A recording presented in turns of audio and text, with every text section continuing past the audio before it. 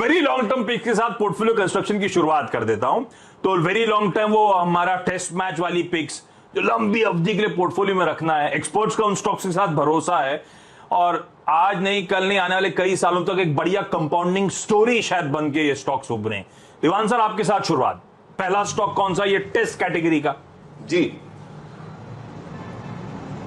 आशीष, बिल्कुल आपने जो भूमिका बनाई है टेस्ट मैच खिलवाने की, उसमें ये बिल्कुल मेरे हिसाब से खरा उतरता है। और खरा उतरने का कारण ये एक स्टॉक का नाम है आईटीसी।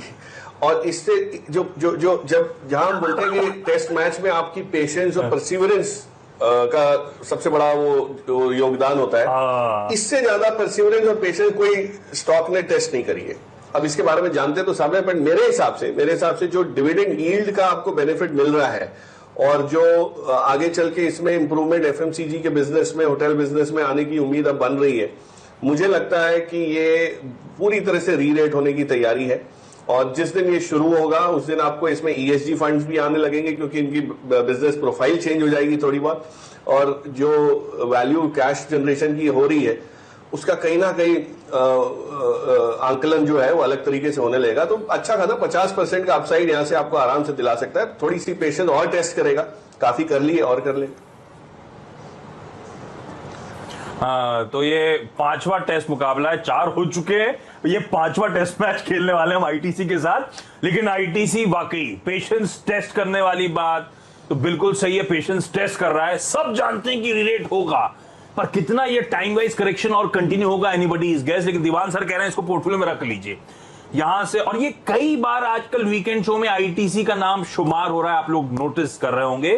तो आईटीसी रखें, रोज स्क्रीन को ना देखें, ये वेरी लॉन्ग टर्म पिक की कैटेगरी में रखा गया है। बहुत कुछ डेवलपमेंट्स एक्सपेक्टेड है स्ट्रीट के स्टॉक के साथ होंगे आने वाले समय में। 50% के रिटर्न्स इवेंचुअली देगा, और अगर लॉन्ग टर्म में रख लिया और रिलेट होना शुरू हुआ तो इस तरह के बड़े कंसोलिडेशन के बाद जो स्टॉक्स निकले हैं निफ्टी के ही कॉन्स्टिट्यूएंट्स, उनकी रिलेटिंग देखिए क्या गजब की हुई है। तो आईटीसी को रडार पर रखेंगे, पहला ये टेस्ट और कैटेगरी वाला स्टॉक आपकी स्क्रीन पर। गौरांग सर आपकी तरफ से कौन सा? तो लंबी अवधि के लिए हमने जीवन बीमा से जुड़ी हुई निजी क्षेत्र की एक बहुत ही मजबूत, सक्षम और बेहतरीन मैनेजमेंट के तरफ से आई हुई कंपनी एचडीएफसी लाइफ को पसंद किया है। और ये काफी लंबे समय से पसंद रही है हमारी। आशीष, आपको अगर याद होगा तो हमने कई बार इसका जिक्र किया है। और हमारी ये उम्मीद है कि जिस तरीके से अब बदलाव हो रहा है, लोग जीवन बीमा के लेने के लिए उत्सुक हो रहे हैं, और एक जरूरतमंद चीज अपने परिवारजनों को आने वाले भविष्य में किसी भी अनिश्चितता का सामना करने के लिए अगर आपको कुछ हो जाता है तो उनके लिए आप ये काम करके जाते हैं। न्यू इंश्योरेंस प्रीमियम की रन रेट आने वाले समय में बहुत ही बेहतरीन तरीके से ऊपर जाएगी और इनका मार्केट शेयर भी बढ़ेगा। लंबी अवधि के लक्ष्य हमने जो निर्धारित किया है वो करीबन 950 का है एचडीएफसी लाइफ। सॉलिड पेडिग्री, और जिस स्पेस में ये है बहुत तगड़ा आउटलुक एक्सपर्ट्स मानते हैं। बहुत वर्जिन मार्केट्स हैं जो इंश्योरेंस एज अ स्पेस को एक्सप्लोर करने इस देश में, तो बढ़िया मोमेंटम इवेंचुअली स्टॉक पकड़ेगा ओवर द इयर्स। तो ये वेरी लॉन्ग टर्म पिक की कैटेगरी है जिस पे अभी बातचीत चल रही है। आईटीसी के बाद एचडीएफसी लाइफ आप लोग की स्क्रीन पर। मैं सम अप कर दूंगा, रैप अप करूंगा शो के आखिरी में। अभी अमरीश सर के पास जा रहा हूं उनकी तरफ से जानने के लिए ये टेस्ट मुकाबले में कौन सा खिलाड़ी उतार रहे हैं। अमरीश सर कौन सा है? मेरा स्टॉक है भारतीय एयरटेल। आईटीसी जैसा है, ये भी टेस्ट कर रहा है पेशेंस, पर मुझे लगता है कि काफी अच्छा परफॉर्मेंस आएगा आगे जाके, क्योंकि टेलीकॉम जो है it is non discretionary consumption, इसमें चॉइस नहीं है, आपको लेना ही पड़ता है। और एज ऑफ नाउ चार्जेस काफी कम है, ARPUs are the lowest in the world, पर आरपू इस लेवल पर रहेगा नहीं। I think clearly it should shoot up over the next 2-3 years। और भारती के पास लार्जेस्ट एक्टिव सब्सक्राइबर बेस है, करीब 34 करोड़ सब्सक्राइबर्स है, which is close 97% of total subscribers.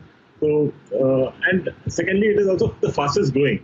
और जैसे कि मैंने आरपू का बात किया था, इसका आरपू करीब 145 का, expected to go to 200 over the next possibly 9 to 12 months। और उनका जो medium to long term target है करीब 300 रुपीज का आरपू का टारगेट है, which means nearly double from here. और इनका परफॉर्मेंस भी काफी अच्छा रहा, despite that the stock has not moved. EBITDA growth देखा था करीब 28% डिस्पाइट कोविड। और आगे जाके 5G इंफ्रास्ट्रक्चर तो इनका ऑलरेडी प्रूवन है, हैदराबाद में इन्होंने लॉन्च भी करके टेस्ट भी करवाया था। स्पेक्ट्रम काफी है इनके पास, करीब 19,000 करोड़ का स्पेक्ट्रम भी लिया है। सो ग्रोथ के लिए स्पेक्ट्रम तो हाथ में है। तो मुझे लगता है कि it is quite attractively priced, क्योंकि ज्यादा चला नहीं है। EV बाय EBITDA करीब 6x का है, और यदि सम ऑफ टोटल पार्ट्स करते हैं तो करीब 720 का निकलता है। फिर भी मैं बोलता हूँ कि इसका जो टारगेट है करीब 680 का होना चाहिए। बिल्कुल सही बात, ये भी वाकई पेशेंस टेस्ट कर रहा है। वो QIP इशुएंस हुआ था, उसके बाद लग रहा था रीरेट होगा, अब हो जाएगा। इतने समय से ये 500 से 600 के बैंड में कंसोलिडेट करता हुआ आपको नजर आ रहा है, लेकिन चलेगा। और मोटा मोटी ये टेलीकॉम के बाजार इस देश में डुओपोली मार्केट हो चुका है और बहुत बड़ा बाजार है, इसीलिए भारतीय जैसा स्टॉक अब पोर्टफोलियो में रखने की जरूरत। पेशेंस टेस्ट कर रहा है ये भी, लेकिन ये वेरी लॉन्ग टर्म पिक्स वाली कैटेगरी में है, रखिएगा पोर्टफोलियो में। इवेंचुअली अच्छी कंपाउंडिंग, अच्छे रिटर्न्स स्टॉक देके जाएगा। अब जरा दूसरी कैटेगरी की बात कर ली जाए, वनडे। और क्योंकि अमरीश सर क्रिकेट देखते नहीं, तो अमरीश सर बेसिकली वनडे और टेस्ट 5 दिन का वनडे का लिमिटेड ओवर्स 50 ओवर का मुकाबला, तो इसमें कोशिश करिए कि वो लॉन्ग टर्म रहे, लेकिन जेस्टेशन पीरियड या समय जो रखना है पोर्टफोलियो में मोटा मोटी 1-2 साल के लिहाज से, 1 से 3 साल के लिहाज से, ये उस तरह की पिक्स। तो अमरीश सर कौन सा पिक होगा उस कैटेगरी में आपका? इसमें मेरा पिक है फार्मा, विच इज बायोकॉन, क्योंकि ये एक स्टॉक है फार्मा में जो ज्यादा चला नहीं है अभी, पर मीडियम टर्म में तो चलना चाहिए, because clearly it is one of the few and the most important player in biosimilars India में, और सीरियस कमिटमेंट है टुवर्ड बायोसिमिलर्स। काफी अच्छा प्रोडक्ट मिक्स है, और I mean across various geographies इनका डाइवर्सिफिकेशन है। एंड इसका जो रिजल्ट आया था, रिसेंट रिजल्ट जो आया था Q4 का, उतना खास नहीं था, इसीलिए ज्यादा हमारे it's been stagnant at these levels. पर आगे जाके even the management has guided कि it will grow at about it grow at 21%, पर मैनेजमेंट का जो प्रोजेक्शन है, गाइडेंस है, इससे ज्यादा है, क्योंकि नए लॉन्चेस भी आ रहे हैं and there will be better traction from the existing products जो कमर्शियलाइज हो चुके हैं। तो वैल्यूएशन वाइज मुझे काफी चीप लग रहा है एज ऑफ नाउ, क्योंकि it's coating at about 35 PE, EPS करीब 12 का होना चाहिए FY23 में, and like I said cheaper than other stocks. तो यहाँ पे even if you upgrade the PE to about 40, इसका लाइक मीडियम टर्म टारगेट करीब 480 का हो जाना चाहिए। हाँ, जब फार्मास्यूटिकल्स की दरअसल री रेटिंग हो रही थी पिछले 1 साल में, तो एक्चुअली बायोकॉन चला नहीं। बायोकॉन एक अंडर परफॉर्मर रहा है, एक रेंज में कंसोलिडेट हो रहा है, ऑफ हाइस ट्रेड कर रहा है। बायोकॉन को आप रखिएगा, अगले 1 से 2 साल 3 साल के टाइम होराइजन में बढ़िया रिटर्न्स देने का दमखम रखता है ये बेहतरीन बायोसिमिलर की स्टोरी। गुरांग सर, आपकी तरफ से वनडे वाला स्टॉक?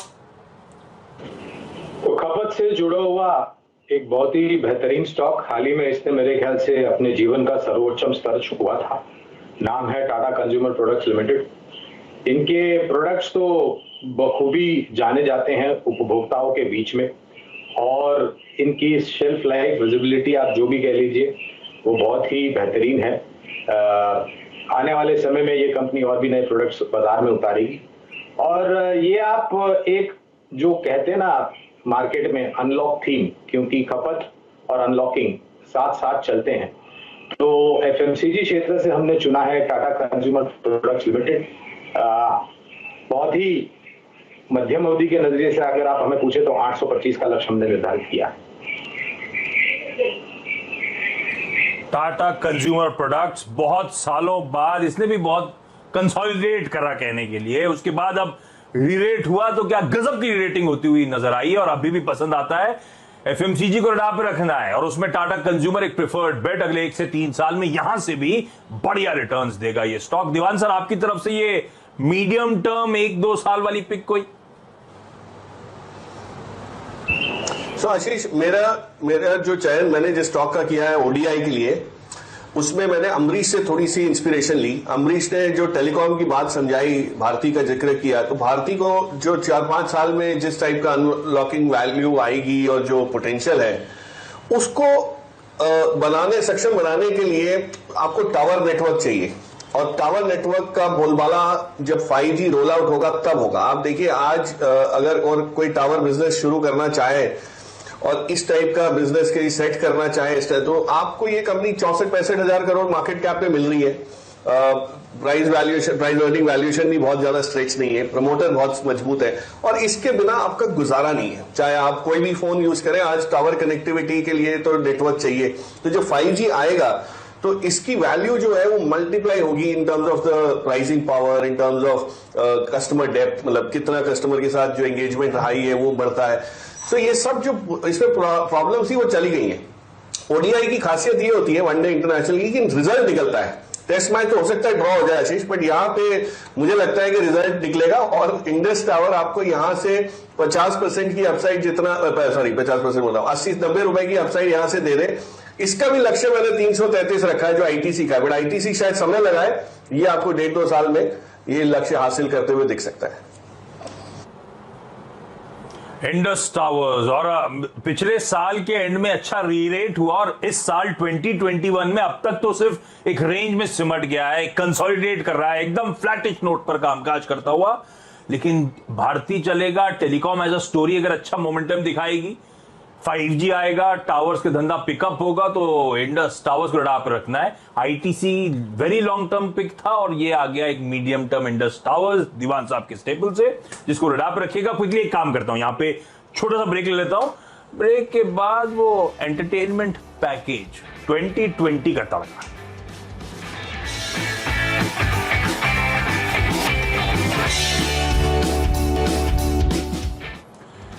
सीएनबीसी आवाज स्टॉक्स चैंपियनशिप में ब्रेक के बाद आपका स्वागत है। हमने टेस्ट स्टॉक्स की बात कर ली, हमने ओडीआई स्टॉक्स की बात कर ली, अब बारी है 2020 की। इस फॉर्मेट को समझाने की जरूरत है नहीं, क्योंकि बाकी दोनों फॉर्मेट लोग भूल भी गए हो। 2020 कोई नहीं, सब जानते हैं, सबको पता है। एक ही हाईलाइट है इस फॉर्मेट की, ताबड़तोड़ बल्लेबाजी। तो हमें चाहिए अगले 2-3-4 महीने के टाइम होराइजन के लिहाज से बढ़िया रिटर्न देने वाले पिक्स। दीवान सर, पहले आप बताइए कौन सा है 2020 पिक?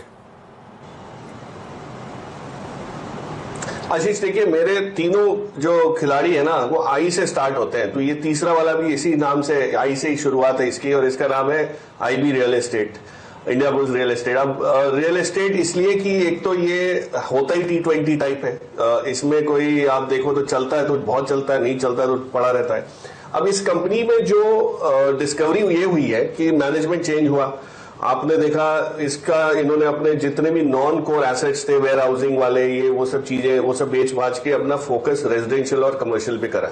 कमर्शियल मतलब ऑफिस स्पेस और ये सब। तो ये जो जब डेवलपमेंट अनलॉकिंग की हम बातें कर रहे हैं, रेजिडेंशियल उसमें पिकअप देख रहे हैं, और इस कंपनी को सबसे बड़ी चीज मुझे पसंद आती है वो ये है कि इन्होंने हमेशा लो लेवरेज लेके काम किया है। इनको प्राइवेट इक्विटी फंड्स का सपोर्ट है, कॉन्फिडेंस है, इस मैनेजमेंट का विजन बहुत क्लियर है, गार्डेड सा है, कंजर्वेटिव भी रहते हैं। वो सब चीजें आपको नंबर्स में दिखनी शुरू हुई है। एक पहली झलक पिछले क्वार्टर में आई थी, अगले 2 क्वार्टर आप वेट कीजिए तो वो और मजबूत पकड़ हो जाएगी, और फिर उसके बाद स्टॉक की री रेटिंग होगी। तो ईपीएस ग्रोथ शुरू हुआ है, पी मल्टीपल एक्सपेंशन जो है वो अब बाकी है। तो लास्ट लॉग ओवर्स में जो है ये आपको असली रंगत दिखाते हुए लगेगा। हो सकता है 3-4 महीने थोड़े से डल जाए, लेकिन उसके बाद इसमें चमक जरूर आएगी, जैसे आपके T20 में आनी चाहिए। अरे वाह, तो इंडिया बुल्स रियल एस्टेट सारे पिक्स आई से। ये दीवान सर, आजकल टारगेट जो वैसे आप देते हो 333, 555, ये क्या फंडामेंटल्स के साथ न्यूमरोलॉजी और एस्ट्रोलॉजी का तड़का भी है क्या आजकल पिकिंग में? सर नहीं, बिल्कुल आशीष, सिंपल है, याददाश्त अपनी कमजोर रहती है, लोग भूल जाते हैं। अब मैं आपको कोई टारगेट दे दूं 323 का, 335 का, वो याद नहीं रहता, ये जल्दी रह जाता है। सो सिंपल है, आगे पीछे हो सकती है चीजें, लेकिन एक लक्ष्य जो, और हम लोग भी एक्यूरेटली इतना तो कर भी नहीं पाते, तो it is more of a गेस्टिमेशन that is that work. नहीं, बिल्कुल ठीक है, याद रहता है एक्चुअली। गौरांग सर, ये तड़के वाली, तेजी वाली, 2-3 महीने में कमाई वाली एंटरटेनमेंट पैकेज कौन सा है? तो आशीष, हमने ऊर्जा उत्पादन से एक कंपनी पसंद की है, और जैसे सरकार की एक नीति हाल ही में आई थी नल से जल, उसके पहले सरकार ने बताया था कि भारत के हर एक गांव में और उस गांव के हर एक घर में बिजली उपलब्ध कराई जाएगी, और वो बहुत ही न्यूनतम दामों पे बिजली, अनइंटरप्टेड पावर सप्लाई जिसे हम कहते हैं, वो उपलब्ध कराई जाएगी। और हाल ही में अगर आप देखें तो ऊर्जा की जो मांग है वो पूर्ण भारतवर्ष में काफी बेहतरीन तरीके से ऊपर की तरफ के इजाफे हुए हैं। और उसमें ये भी चीज है कि भले वो लॉकडाउन हो या अनलॉक हो, आपको ऊर्जा की मांग आने वाले समय में बढ़ती हुई दिखाई देगी। उसके साथ साथ जो सरकार की नीतियों में बदलाव हुआ है, खास करके जो स्टेट इलेक्ट्रिसिटी बोर्ड की वित्तीय हालत थी उसमें बहुत बड़ा परिवर्तन हुआ है। रियलाइजेशंस में आपको पर यूनिट के दाम भी बेहतर तरीके से बढ़ते हुए नजर आए। और इस कंपनी की एक बड़ी योजना है, वो है रिन्यूएबल पावर में, यानी कि सोलर पावर में। पूर्ण भारतवर्ष में ये बहुत ही बेहतरीन तरीके से ये रणनीति जमीनी स्तर पर लागू करेगी। और ये भी एक ऐसा स्टॉक है जिसने बहुत लंबे समय बाद ऊपर की तरफ के दायरे दिखाना शुरू किया है। तो बहुत ही छोटी या मध्यम अवधि में अगर आप चाहें तो इसका लक्ष्य हमने 145 तक का निर्धारित किया है। हाँ, और पावर स्पेस वैसे ही बड़ी पावरफुल हो गई है, बहुत अच्छी रीरेटिंग, स्टॉक अच्छी मजबूती के साथ कामकाज करते हुए फ्लेवर में है। तो टाटा पावर अगले कुछ महीनों में यहां से भी अच्छे रिटर्न्स दे सकता है। अमरीश सर, आपकी तरफ से कौन सा पिक है?